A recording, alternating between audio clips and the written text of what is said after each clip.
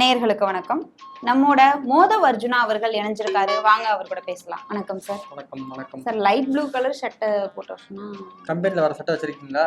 சரி, இல்லைன்னா மூடிடுறேன். சரி சார். இப்போ கேள்வி பார்த்தோம் அப்படின்னா, எதிர்கட்சிகளை நீங்க ரொம்ப கடுமையா விமர்சனம் பண்றீங்க. இப்பெல்லாம் செம்ம ஃபயரா இருக்கு.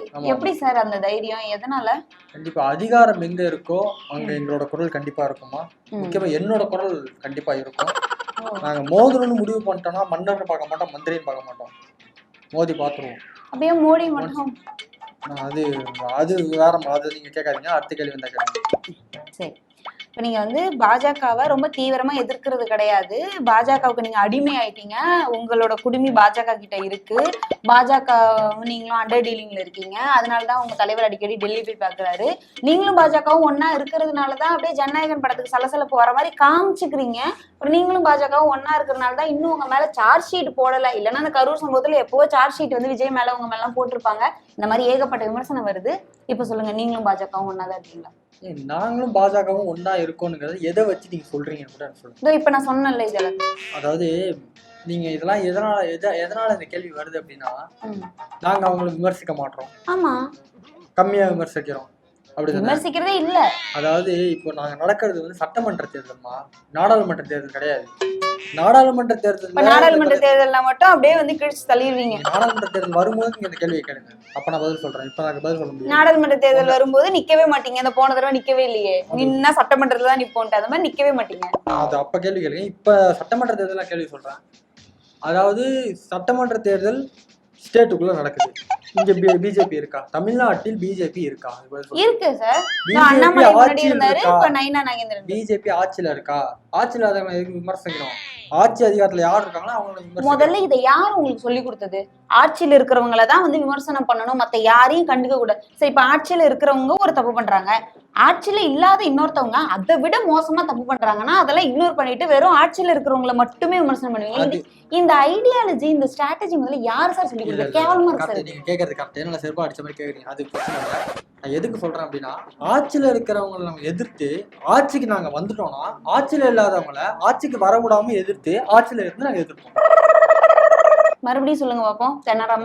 அதாவது ஆட்சியில இருக்கிறவங்களை ஏன் எதிர்க்கல அப்படின்னா, நாங்க ஆட்சியில இருக்கிறவங்களை எதுக்கு நாங்க எதிர்த்தோம் அப்படின்னா, ஆட்சியில இருக்கிறவங்க எதிர்த்து நாங்க ஆட்சிக்கு வந்துட்டா ஆட்சியில இல்லாதவங்களை எதிர்த்து ஆட்சிக்கு வந்து ஆட்சியில இல்லாதவங்களை எதிர்ப்போம்.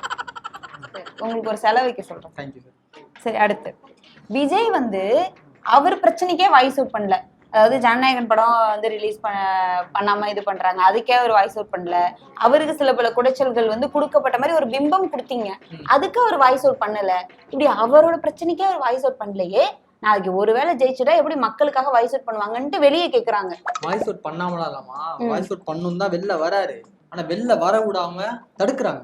யார் தடுக்கிறா? டிஎம்கே. போன வாரம் நீங்க பேசும்போது என்ன சொன்னீங்க? இவங்க தேர்தல் அதிகாரிகளை திமுக ஸ்டாலின் அரசு கைக்குள்ள போட்டு வச்சுக்கிட்டு எங்களுக்கு வெளியே பேசுறதுக்கு பிரச்சாரம் பண்றதுக்கு பெர்மிஷன் கொடுக்க மாட்டீங்க, எங்களை முடக்குறாங்க அப்படிலாம் சொல்லி சொன்னாங்க. இப்ப ரீசெண்டா விஜய் பேசும்போது என்ன சொல்லியிருக்காரு? நல்ல வேலை தேர்தல் கமிஷன் கிட்ட இந்த பெர்மிஷன்ஸ் கொடுக்கறதெல்லாம் போயிடுச்சு, இதுவே திமுக அரசு கிட்ட இருந்திருந்தா எங்களை முடக்கி இருப்பீங்க, பேச விட்டுருக்க மாட்டீங்கன்றாங்க. இது உண்மையா? இது உண்மையா? எது உண்மை? நான் போட்ட கரூர்ல அவ்வளவு பெரிய இஷ்யூ வந்தப்பயே நாங்க காவலர்களுக்கு முதல்ல நன்றி சொல்லிட்டு தான் ஆரம்பிச்சோம். அதுக்கப்புறம் காவலர் மேலேயே பழிய தூக்கி போடலையா? ஆமா, வேலையை பார்த்துட்டு இது ஒரு கேள்வி கேட்கறேன். அடுத்த கேள்வி இந்த கேள்வி சார். ரோல் போயிட்டு இருக்கு. சாரி மேடம், அடுத்த கேள்வி. திமுகவில் இருக்கிற உயர்ந்த தலைவர்களா இருக்காங்க, ஒரு உயர்கட்டத்துல இருக்க அவங்க எல்லாம் தாவேக்கான்ற பேரையே சொல்றது கிடையாது, விஜய் பேரையும் சொல்றது கிடையாது, மதிக்கிறதே இல்லை. ஆனா நீங்க மட்டும் நொய்யின்னு டிஎம்கே எல்லாத்துக்கும் டிஎம்கேன்னு சொல்றீங்களா? அது ஏன்னு மக்கள் கேக்குறாங்க. அதாவது அமைதியா இருக்கவங்க மோதி விடுறதா எங்க வேலை. நாங்க சண்டை போடுவோம், ஜெயிக்கிறோமோ தோக்குறோமோ சண்டை செய்வோம். அப்படின்னா சண்டை செய்யறோம். நாங்க போயிட்டு நீங்க சும்மாவே இருந்தாலும் நாங்க போயிட்டு நோண்டி நீங்க தான் எங்களுக்கு எதிரி எதிரி எதிரி நாங்களே சொல்லி ஏதாவது ஒன்று பண்ணிக்கிட்டே இருப்போம். அவங்களுக்கு மதிக்கிறாங்கலாம் அடுத்த விஷயம். ஆனா நாங்க பண்ணிக்கிட்டே இருப்போம்.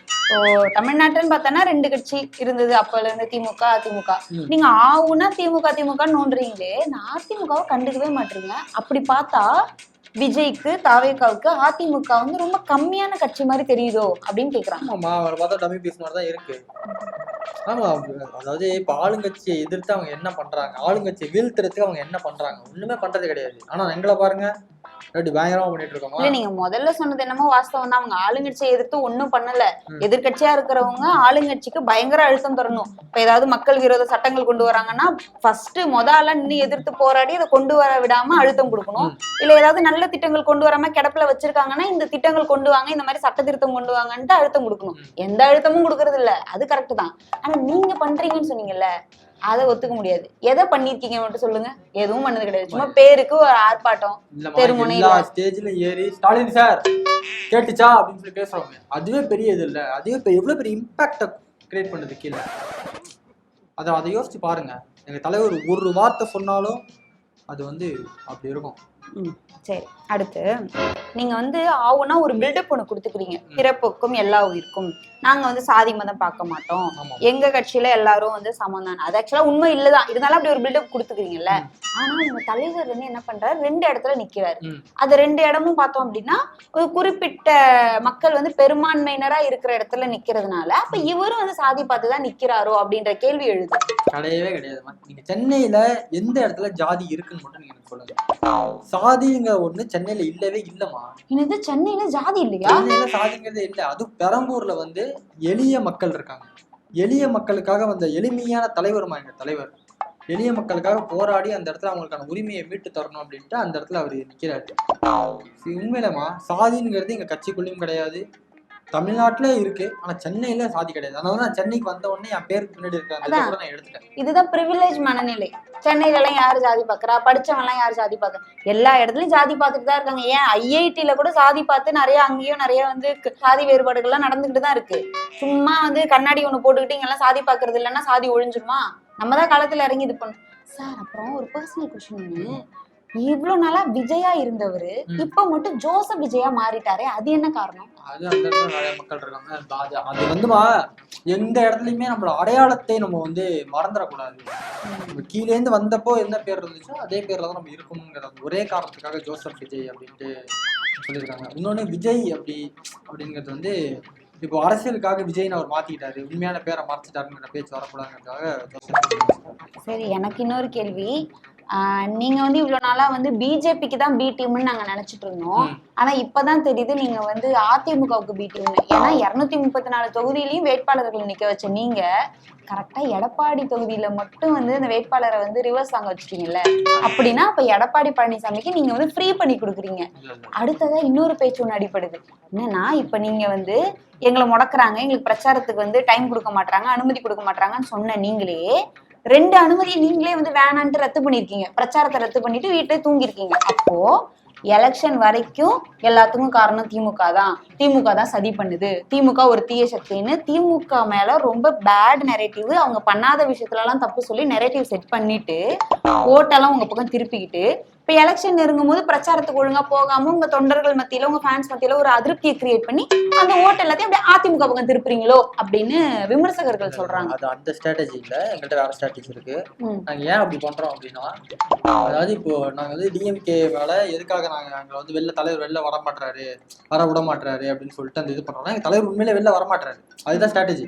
வெளில வராமலே இருந்துட்டு வெளில வந்து டிஎம்கே வர விட மாட்டேங்குது, எல்லாத்தையும் முடக்குது நாங்க வெளில பரப்பிட்டு சப்போஸ் நாளைக்கு தோத்துட்டோம்னு வச்சுங்களேன், வெளில என்ன சொல்லுவோம், டிஎம்கே பிரச்சாரமே பண்ண விடல அதனால தான் தோத்துட்டோம்னு சொல்லிட்டு ஒரே வார்த்தை பிடிச்சிருவோம். ஆனா நீங்க உங்க தலைவர் நினைச்சா வீட்டுல இருந்தே கூட வீடியோ போடலாம். போட மாட்டோம். வீடியோ போட்டாலே மில்லியன் கணக்குல பாக்குறதுக்கு ஃபாலோவர்ஸும் ஃபேன்ஸும் இருக்காங்க. அப்படி கூட வீடியோ போட்டு பிரச்சாரம் பண்ற அளவுக்கு நாங்க என்ன சொம்பைகளா? வெளில வருவோம்.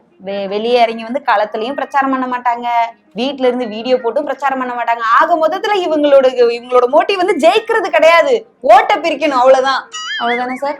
முடிச்சுக்கலாம். முடிச்சு. நன்றி.